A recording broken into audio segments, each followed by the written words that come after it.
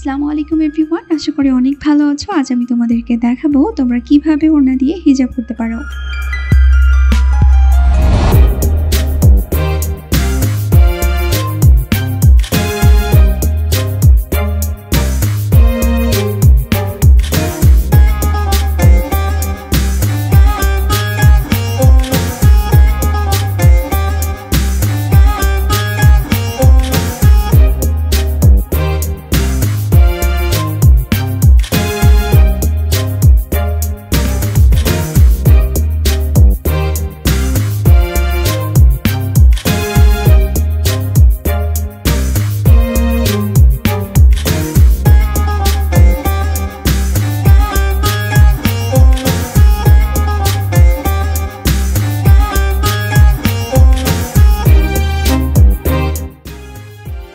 আশা করি ভিডিওটি তোমাদের অনেক ভালো লেগেছে। ভালো লাগলে অবশ্যই একটি লাইক এবং কমেন্ট করবে এবং চ্যানেলটি সাবস্ক্রাইব করে পাশেই থাকবে।